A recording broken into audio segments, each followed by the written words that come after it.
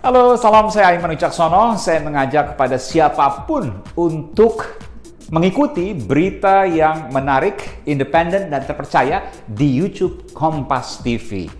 Ingat, jangan lupa subscribe, like, komen, dan share.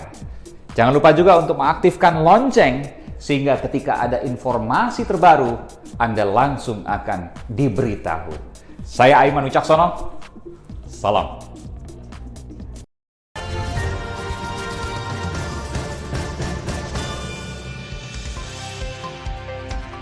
Badai atau siklon Seroja yang telah meluluh lantakkan sebagian besar wilayah NTT sempat membuat orang terkejut. Karena wilayah NTT dikenal sebagai wilayah padang rumput dengan rata-rata hujan terendah di Indonesia. NTT adalah daerah yang bisa dibilang daerah kering dan susah air. Mengapa hujan dengan intensitas tinggi hingga banjir bandang bisa terjadi di NTT?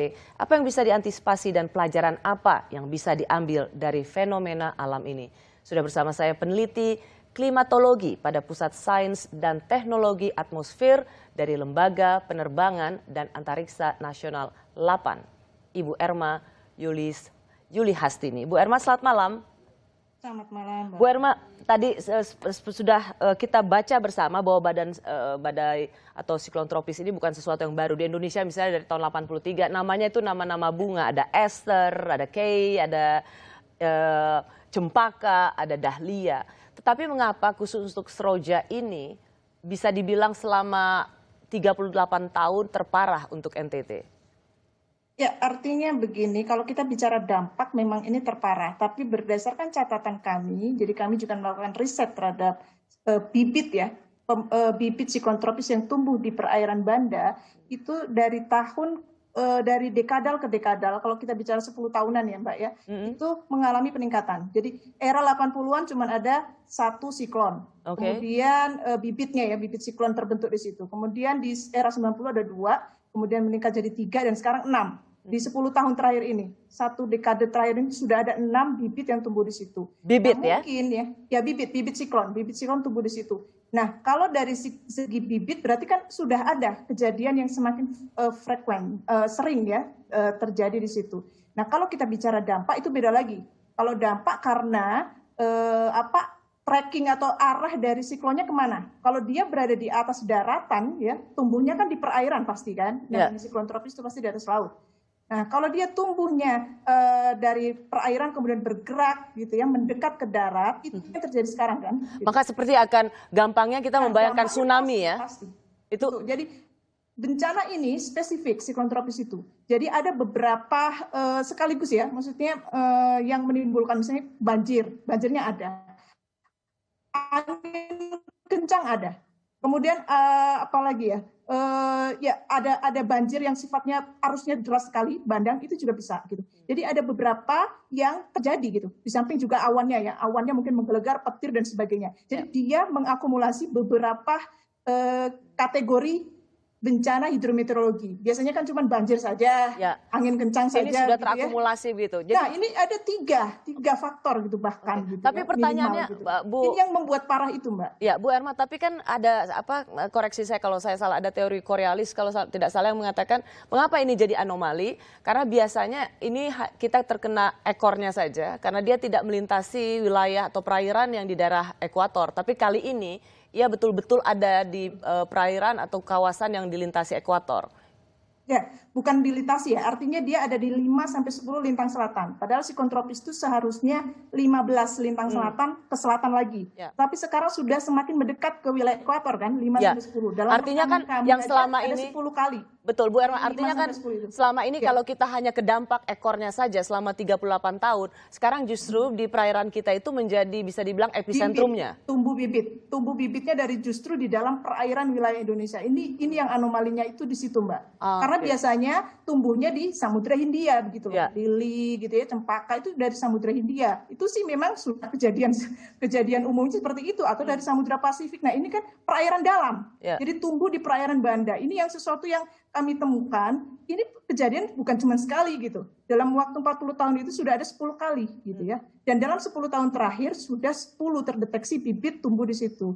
6 bibit tumbuh di situ, termasuk yang sekarang dihitung. Nah, artinya apa? Yaitu tadi ada teori baru yang harus dipropos, yang harus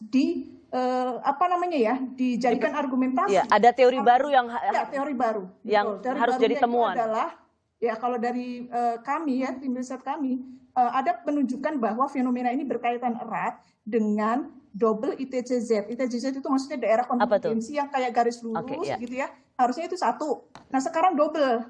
Nah, sekarang kan bulan April, seharusnya ada di utara karena sesuai dengan posisi matahari begitu kan. Betul. Tapi kenapa siklon terbentuk di selatan? Itu kan aneh. Berarti selatan sekarang ada konvergensi dong gitu kan. Nah ternyata karena memang ada dua gitu, teridentifikasi itu ada dua dan kami sudah lihat itu gitu. Garis itu ada dua di Samudra Pasifik.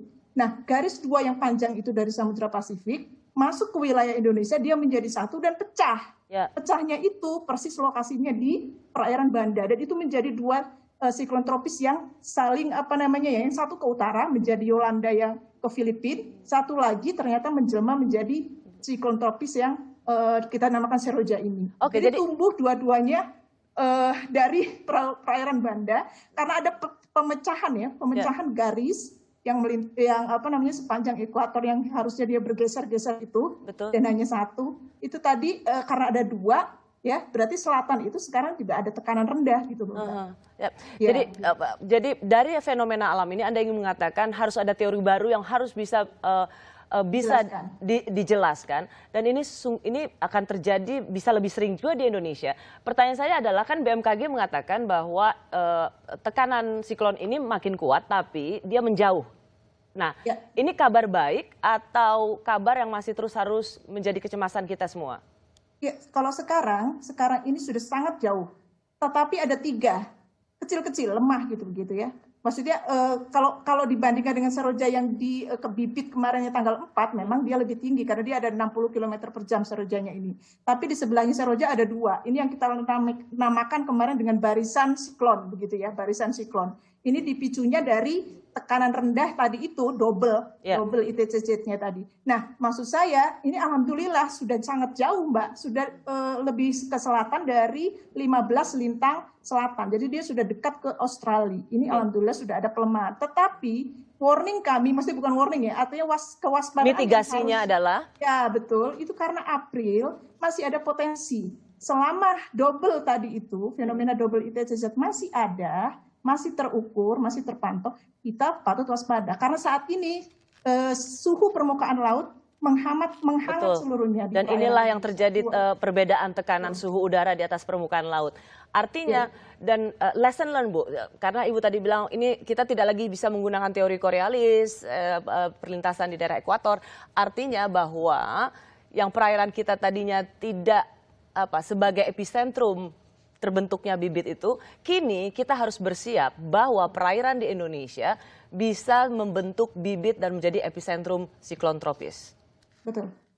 Benih-benihnya bahkan tumbuh dari perairan Indonesia. Mitigasinya seperti apa? Menurut kami ada tiga ya yang perlu kita waspadai dan segera kita lakukan. Yang pertama adalah membangun sistem peringatan dini yang kuat. Sama seperti ketika kita mengalami tsunami. Betul, bencana hidrometeorologis khusus. Yaitu karena siklon tropis ini maksudnya bencana hidrometeorologis. Oke, yang kedua Bu? Yang kedua adalah mitigasi berkaitan dengan ini. Siklon tropis itu harus dirancang secara detail dalam RPJMN Bappenas mengenai climate change. Itu belum ada. Belum ada unsur itu karena dianggap tidak penting. Kan bencana yang pertama hidrometeorologi kan banjir, yang kedua longsor, yang ketiga puting beliung begitu ya. Nggak ada siklon tropis, mungkin urutan yang paling bawah begitu ya. Kemudian yang ketiga tentunya adalah sinergi dan koordinasi antar lembaga karena harus sangat kuat gitu ya.